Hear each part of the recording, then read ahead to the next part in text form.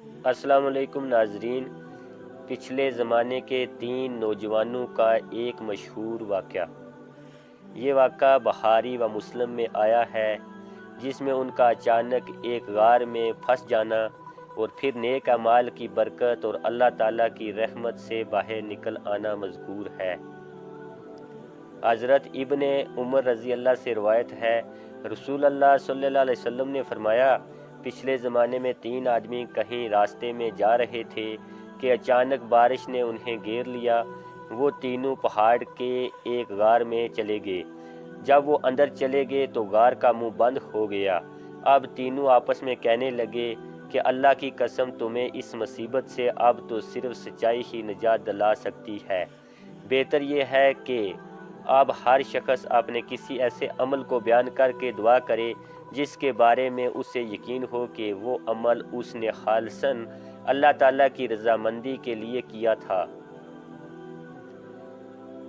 پہلا آدمی مزدور کی مزدوری دینے والا تھا۔ چنانچہ ان میں سے ایک نے اس طرح دعا کی، اے اللہ، تجھے خوب معلوم ہے کہ میں نے ایک مزدور رکھا تھا جس نے کچھ چاول کی اجرت پر میرا کام کیا، لیکن وہ شخص کسی وجہ سے غصے میں آ کر چلا گیا اور اپنے چاول چھوڑ گیا۔ میں نے ان چاول کو لیا اور کاشت کی، پھر ان سے اتنا کچھ ہو گیا کہ میں نے پیداوار میں سے گائے بیل خرید لیے۔ کافی عرصے کے بعد وہ شخص مجھ سے اپنی مزدوری مانگنے آیا۔ میں نے کہا، یہ گائے بیل کھڑے ہیں، ان کو لے جا۔ اس نے کہا، میرے تو صرف تھوڑے سے چاول تھے۔ میں نے کہا، یہ سب گائے بیل لے جا، کیونکہ یہ انہی چاولوں کی آمدنی ہے۔ آخر وہ گائے بیل لے کر چلا گیا۔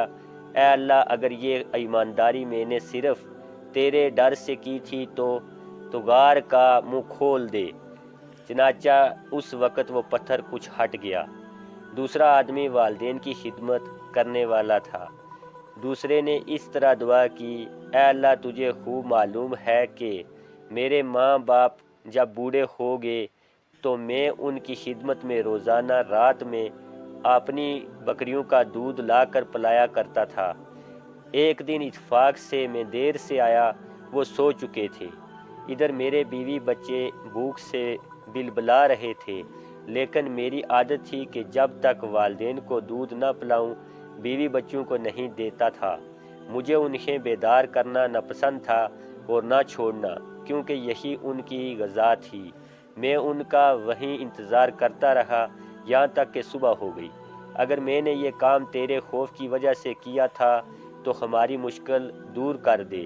اس وقت وہ پتھر کچھ اور ہٹ گیا اور اب آسمان نظر آنے لگا۔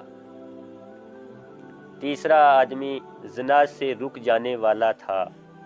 تیسرے نے اس طرح دعا کی، اے اللہ، میری ایک چاچا زاد بہن تھی جو مجھے سب سے زیادہ محبوب تھی۔ میں نے ایک بار اس سے زنا کرنا چاہا، اس نے انکار کیا، مگر وہ کسی مجبوری میں اس شرط پر تیار ہو گئی کہ میں اس سے 100 اشرفی لا کر دے دوں۔ میں نے یہ رقم حاصل کرنے کے لیے کوشش کی، آخر کار مجھے مل گئی تو میں اس کے پاس آیا اور وہ رقم اس کے حوالے کر دی۔ اس نے مجھے اپنے نفس پر قدرت دے دی۔ جب میں اس کے دونوں پاؤں کے درمیان بیٹھ گیا تو اس نے کہا، اللہ سے ڈر اور مہر کو بغیر حق کے نہ توڑ۔ میں کھڑا ہو گیا اور 100 اشرفیاں بھی واپس نہیں لی۔ اگر میں نے یہ عمل تیرے خوف کی وجہ سے کیا تھا تو ہماری مشکل آسان کر دے۔ اللہ تعالیٰ نے ان کی مشکل دور کر دی اور وہ تینوں باہر نکل لائے۔ اس مختصر قصے میں عبرت کی کئی پہلو ہیں۔ صرف سچائی ہی نجات دلا سکتی ہے۔ اعمال وہی مقبول ہیں جو اخلاص کے ساتھ کیے جائیں۔ مزدور کی مزدوری یا بندوں کے حقوق کا ادا کرنا بہت بڑی نیکی اور نجات کا باعث ہے۔ والدین کی خدمت کرنا عظیم سعادت مندی اور قرب خداوندی کا باعث۔ اللہ کے خوف سے زنا یا گناہ سے رک جانا اور کسی مجبور کی مجبوری کا ناجائز فائدہ نہ اٹھانا، یہ عمل اللہ کو محبوب ہے۔ اس واقعے میں یہی تعلیم دینا مقصود ہے۔ حدیث مبارکہ میں ان امور کو جس فصاحت و بلاغت کے ساتھ بیان کیا گیا ہے وہ آپ صلی اللہ علیہ وسلم کا معجزہ ہے۔